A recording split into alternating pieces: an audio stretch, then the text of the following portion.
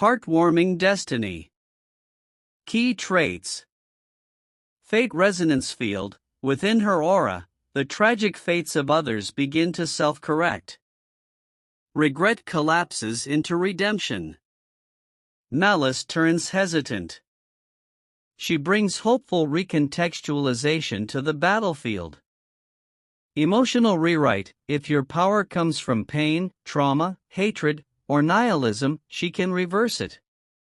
By healing your narrative, she drains your power source gently, rewriting despair into peaceful closure. Non-linear healing interference. She can undo harm that hasn't emotionally landed yet. A lethal arrow fired in rage? She softens the intent and the damage lessens before contact. This isn't time control, it's story logic rewiring. Absolute empathy-based defense. She cannot be harmed by those who feel remorse, doubt, or emotional conflict.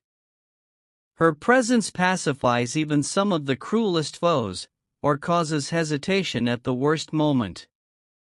Final miracle trigger. If she is struck down with full intent, she can unleash a healing surge that rewinds a small fate, bringing back allies, resetting enemy resolve, or shifting the tone of battle from tragedy to bittersweet victory. Fighting style. She doesn't attack. She turns pain into beauty. Her presence is the story's climax, the reason people put down weapons. Her battlefield becomes a visual novel of emotional closure, not war. Toorika no Kuze. Key traits. Absolute hearing domain. Kuze can see entirely through sound. His sonic spatial awareness grants him perfect 360-degree tracking, accurate even at extreme distances and mid-chaos.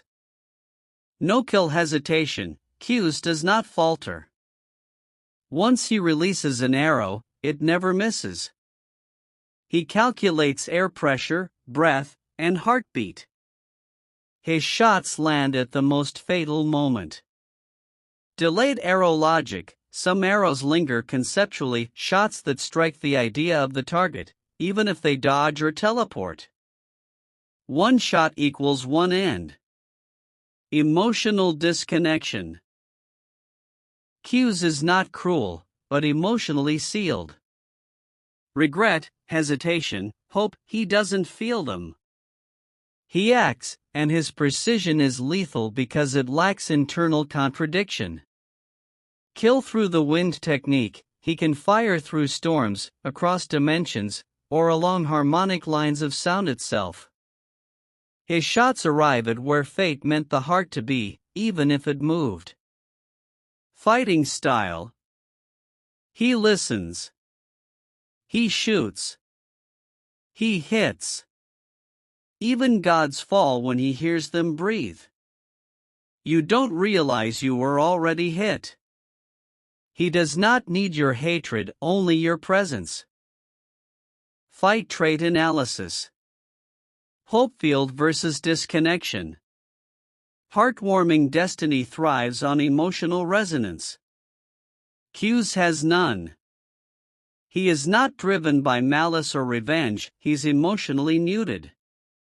Thus, her empathy-based reversal cannot pacify him. She can't rewrite what isn't there.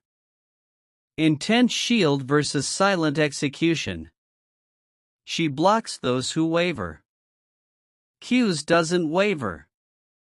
He fires with neutral fatality, no hate, no fear, no guilt. His arrows carry zero remorse, bypassing her primary defense. Fate rewriting versus fate targeting. Destiny alters emotional arcs and redirects tragedy. Kuze's arrows, however, strike the story's ending directly.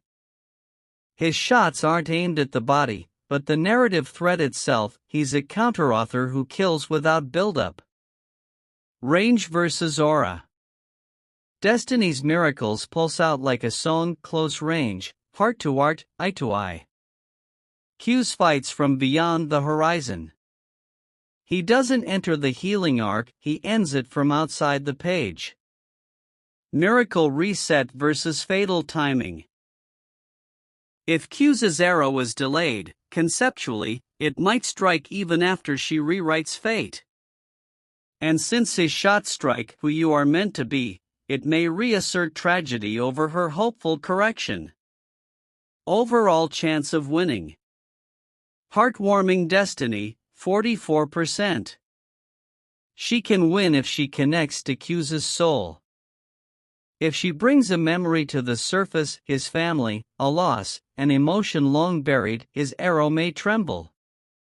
If she reaches that moment of inner contradiction, her miracle lands first. A single tear could rewrite the end. Toorika no Kuze, 56%. He wins if he remains sealed, untouched emotionally. His shots cannot be blocked by love if there is no pain to soothe. He does not hate her. He simply finishes the arc. And if her climax doesn't trigger in time, she fades into a beautiful ending already written.